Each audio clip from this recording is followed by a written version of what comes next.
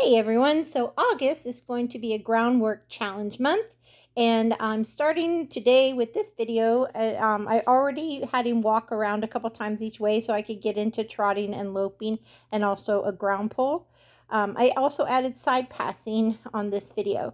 So August is a great month for groundwork challenge because once a week is awesome to get back to basics on the ground for horses. Everything that you do in the saddle can be taught on the ground first. I always did that with my colt starting, and that can be side passing, yielding the hindquarters, rollbacks, face flexing, everything can be taught on the ground, and especially forward motion. So just as when we go to ride, pick one thing you want to fix, one thing you want to work on. Um, and have that be your goal. With Rocky, it's going to be stop. When I say whoa, he stops and stays out of my space and backing lighter. So for 30 days, that's going to be my goal. Now, I'm not going to work him 30 days straight. I'm going to probably do 3 or 4 days. And your groundwork can be just 10 minutes if you plan to ride after. It can be 30 minutes if that's all you're going to do that day. And you can pause in that 20 or 30-minute workout. You can take little breaks and pet your horse. And there's always a lot to do. And I'm not just talking about 20 or 30 minutes of lunging at a walk, trot, lope. I'm talking about adding face flexing, backing, side passing, all of those things. So right now, Rocky's standing quietly. I've already asked him to walk around 2 or 3 times each way and go over the ground pole. You can have one ground pole. You can add 4 or 5 ground poles. In this particular video, I'm also having him lope. So I do think it's important to know your horse. Like Rocky likes to be petted and told he's good. He also likes to be in my pocket. But I have to teach him to stay out of my space. And I'm also using a clinician rope halter and a 15-foot rope line. And I also like a hard whip. So if I need to tap him out of my space with a tail, I can. So I lift my hand and direct, and then I cluck, and then I would drive next. And if I ask him nicely and he goes, I quit. If he doesn't go, I'll ask again. And if he doesn't go, I'll tap him on the butt and take it from him. And if he crowds my space, I wave the whip at his shoulder and let him remember as I feed him rope to get out of my space. Now, if you have a horse that won't go forward, some of you struggle with that. They don't know how to lunge, and lunging is so important.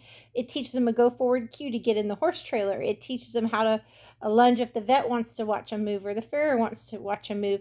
It's also just overall good manners for you and your horse, because what they do on the ground flows into the saddle. So if they won't go forward, bring them in closer to you and drive the hip more.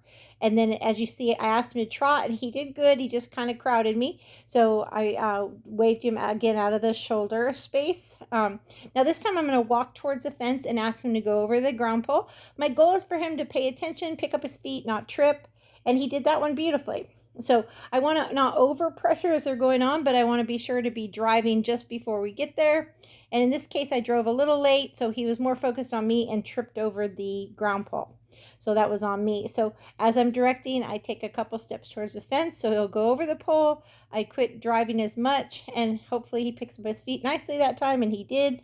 And if I like it, I do everything in threes. I slid my hand down the rope, and notice how he stopped, but he came into me, so I started waving and saying, stay out of my space. Now he looks for a reward, so I did pet him because his feet did stop moving. So you have to kind of meet meet him in the middle when you're starting off.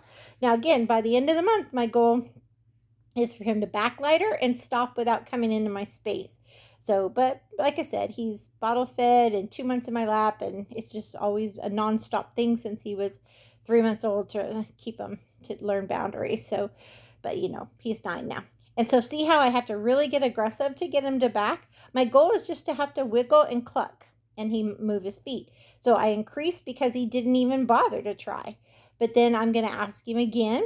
I'm going to wait for one good one and then move on to something else in most cases. So let's see what I do. I must have just changed my mind and going on to this. But that is going to be my goal.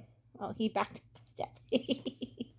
So he was actually better about backing that time. So when he will back up on a wiggle, that's what I'm looking for. He's moving out left and right nice. He is stopping when I say whoa, off voice and body change. But he is coming into my space a tick. So those are the 2 weaknesses Rocky has. Some horses are going to be scared of your tools. Some horses are going to not want to go forward. Some horses are going to want to go too fast. So you'll just make adjustments. So again, I do everything left and right. If I have a horse that's not that's wanting to go too fast, I'm going to stop him and change directions maybe more, or just keep bumping him. But notice I bump his nose towards me. I want him to keep slacking the rope. My feet should hardly have to move except when I'm walking towards the fence to get him to go over the ground pole. So I walk a tiny circle to his big circle.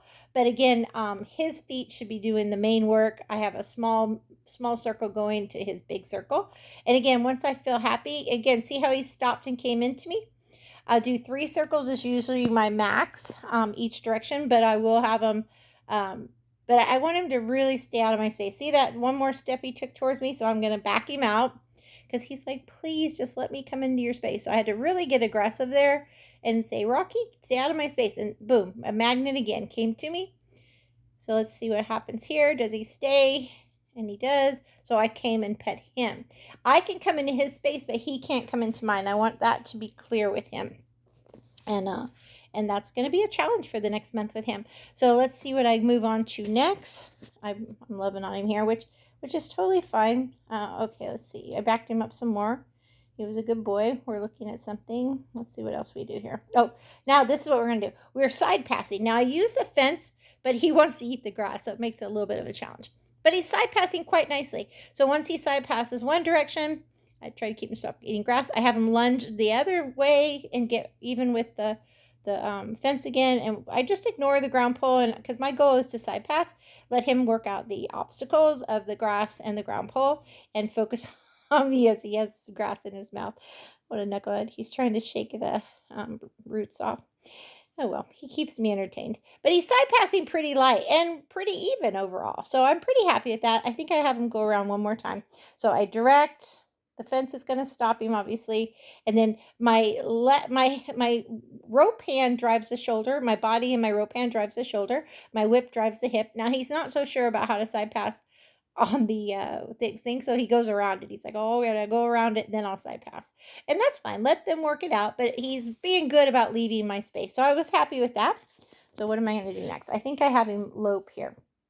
If you're wondering why I redid this video, it's because the sound wasn't very loud. So oh, and this is here we go. I think I'm disengaging his hindquarters. So I decided to do the video here because I'm able to be louder for you guys to hear me more. So I touch him where the foot would in the saddle, and I watch the back foot, and he moved around quite nice. And then whatever I do on the left, I do on the right. And as he's trying to mouth me, I let him bump into my elbow, and I just hit him with my elbow if he tries to get mouthy with me, which again, that's one of Rocky's traits. So I try to ignore the negative, but I make it uncomfortable. So work them harder when they're naughty and reward them and rest them and pet them when they're being good. So he yelled both sides nice. So again, I pet him. See how much he likes the reward?